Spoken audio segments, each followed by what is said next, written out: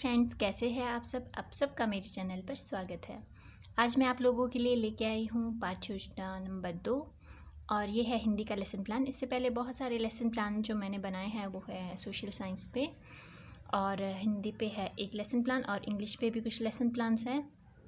तो चलिए शुरू करते हैं ये लेसन प्लान। सबसे पहले हमें लिखना है इस तरह से एक कॉलम बनाना है जिसमें कि लिखना है दिनांक, फिर लिखना है विषय, फिर लिखनी है कक्षा, फिर कालांश यानी पीरियड, फिर आएगा हमारा समय अकॉर्डिंग टू यू। जैसा भी आपका रहेगा विषय और आपका जो दिनांक रहने वाला है और आपकी जो कक्षा रहने वाली है, तो ये क्रिया एवं उसके भेद है। तो आप ये 7th 8th 9th क्लास में किसी को भी पढ़ा सकते हैं। प्रकरण है हमारा क्रिया एवं उसके भेद। नेक्स्ट उसके बाद आता है सामान्य उद्देश्य, जो कि रहते हैं हमारे विषय से रिलेटेड। विषय है हिंदी, तो हिंदी से रिलेटेड ये रहने वाले हैं। नेक्स्ट है हमारा विशिष्ट उद्देश्य। विशिष्ट उद्देश्य हमारा होता है प्रकरण से रिलेटेड कि प्रकरण को पढ़ने के बाद बच्चे क्या सीख पाएंगे। तो बच्चे क्रिया के बारे में जान पाएंगे, उसका प्रयोग सीख पाएंगे, क्रिया पढ़ने के बाद वो उसके उदाहरण दे पाएंगे। इस तरह के कुछ इसमें उदाहरण हमें देने होते हैं। नेक्स्ट है सहायक सामग्री। सहायक सामग्री में है चॉक, डस्टर, श्याम पट्ट और फ्लैश कार्ड। क्रिया से रिलेटेड आप कुछ फ्लैश कार्ड बच्चों के लिए बना सकते हो। और उसके बाद है पूर्व ज्ञान। पूर्व ज्ञान बच्चों को क्या पता होना चाहिए, क्रिया के बारे में सामान्य जानकारी रखते हो। 7th 8th 9th क्लास के बच्चे हैं तो क्रिया उन्होंने पहले पढ़ा होगा, पर नॉर्मल पढ़ा होगा, ज़्यादा विस्तार से नहीं पढ़ा होगा। उसके बाद है प्रस्तावना प्रश्न। प्रस्तावना प्रश्न में इस तरह से बच्चों से प्रश्न पूछने हैं। लास्ट में पूछा है समस्यात्मक प्रश्न। ये देखिए इस तरह से पूरा।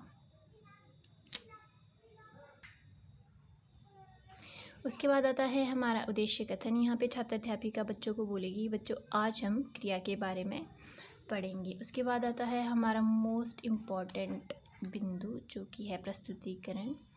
प्रस्तुतिकरण में यहाँ पे रहेंगे हमारे 4 कॉलम: शिक्षण बिंदु, छात्र अध्यापिका क्रियाएँ, छात्र क्रियाएँ और श्यामपट्ट कार्य।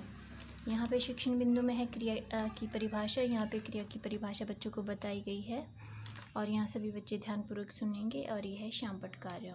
नेक्स्ट यहाँ पे शिक्षण बिंदु है और यहाँ पे छात्र अध्यापिका उसके बारे में बताएगी। यहाँ पे बच्चे सुन रहे हैं और ये है श्यामपट्ट कार्य। नेक्स्ट है यहाँ पे क्रिया के सामान्य रूप। ये है क्रिया के सामान्य रूप। यहाँ पे बाय मिस्टेक मैं यो छोटा सा लिखा है, अगर विजिबल नहीं है तो ये है सामान्य रूप। क्रिया के सामान्य रूप यहाँ पे छात्र अध्यापिका बच्चों को बताएगी। यहाँ पे सभी बच्चे ध्यानपूर्वक सुनेंगे और ये है हमारा ब्लैक बोर्ड वर्क। ये इसके सामान्य रूप के कुछ उदाहरण प्रस्तुत किए गए हैं। उदाहरण यहाँ पे सबके दिए गए हैं। तो नेक्स्ट है यहाँ पे क्रिया के भेद। ये है यहाँ पे क्रिया के भेद दिए गए हैं और यह है कर्म के आधार पर क्रिया के भेद। यहाँ पे छात्र क्रिया में सभी बच्चे ध्यानपूर्वक सुनेंगे और ये रहेगा ब्लैक बोर्ड वर्क।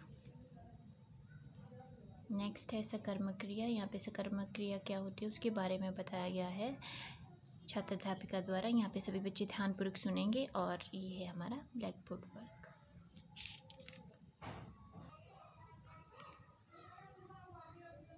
ये है सकर्मक क्रिया का उदाहरण। उसके बाद है अकर्मक क्रिया।